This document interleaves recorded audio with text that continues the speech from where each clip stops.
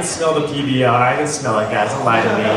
I actually drove a girl's mountain bike here. And that's not even a joke. That's how big of a joke my life is right now. But if you're going to be broke, you got to be strategic about it. My parents were strategic about it. You need 3 things in this life: shelter, food, and clothing. My dad was a construction worker, so shelter, check. There we go. I mean, I always had a roof over my head, whether it was somebody's unfinished, addition, sleeping next to 12 Brazilian homeless men, or a house that actually had a mailbox with my name on it. I'm not one to pick and choose, but I was under a roof. Believe me, we had all the nails and 2x4s a kid could ever dream of. My mom, she worked at a grocery store. So food, check. So my meals consisted of, well, whatever the free samples were in the aisles those days. Yes. My mom, she'd be like, hey, what's on the menu, Mom? She's like, I don't know, we got some crackers over there, some cubed cheese, and if you're lucky, there'll be some pepperoni left in aisle 6 for you. Thanks, Mom, I love you. She convinced me that all the food came with little toys, and they were actually toothpicks. So some people got Happy Meals, and they got pleasure on their toys. I got Splinters. But when you're poor, that's a game. Just pull them out of your finger. That's all we had as kids. My mom, she was always bitching about me about not getting my vitamins, too. So I was a smart ass as a kid. So I go to her work, and I would just pick up every piece of fruit and just take up one bite out of it and put it back. One bite. I go, how do you like that, Mom? She goes, I could give a shit less. I'm working the dairy aisle today. So get your ass on the bus to get to school. All right, I love you, Mom, again.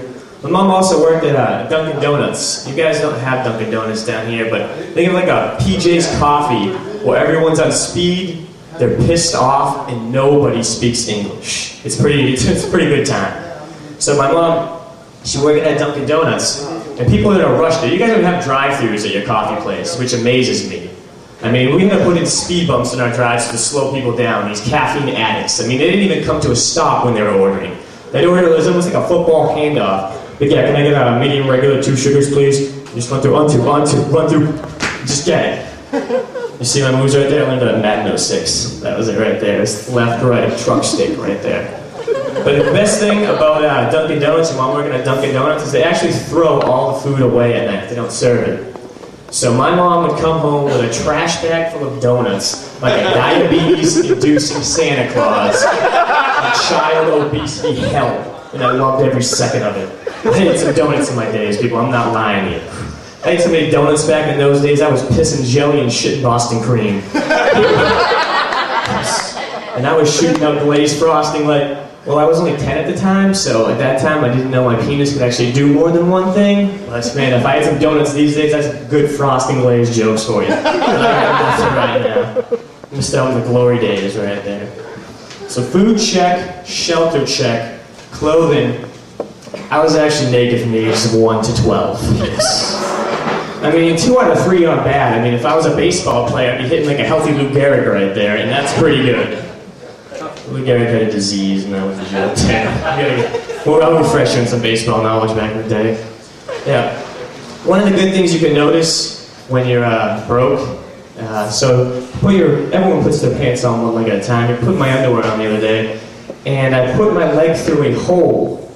And then I realized it wasn't through the leg hole, it was just through a huge gaping hole in my crotch.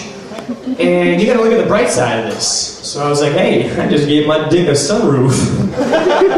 The size of this gap, it's more like a drop top, but hey, who's complaining these days? We're in a recession. Yes. They say don't shit where you eat. Well, it's kind of tough when your bathroom and your kitchen are in the same room. Yes, I was making a sandwich and wiping my ass. Who says guys can't multitask right there? It wasn't sanitary, but I ate the sandwich anyways. Yeah. One of the bad things, or as I look at it, when you can judge if you're poor or not, is, so I don't even know why I'm sharing this with you, come to the point where you start using saran wrap instead of condoms. It's happened one time and I'm not proud of it. So I wrapped it up in saran wrap, and I looked down, and my dick looked like a leftover piece of pork you'd hide in the back of the fridge. Yes, and then all of a sudden I realized I wasn't hungry anymore and I wanted to have sex. Now you guys like, he doesn't want to have sex because he's hungry? I'm like, yeah. Man, I would go so long without food and having sex, and I would come out of that bedroom looking like a sexually satisfied Holocaust survivor. Just all bones and boner, baby. That's about it. it's really good when you meet someone who you think you're broke, and then you meet this person and you realize you're not broke. Like poverty would be their middle name if they could afford it. And you rich people don't know, you have to buy middle names these days. You ever met a homeless man with a middle name? You haven't. It's always a first name preceded by an adjective. Like, hey, my name's Stinky Joe. What's up, Stinky Joe? Hey, my name is Garbage Pan Al. What's up, Garbage Pan Al? My name is Handjob Harry. You're like,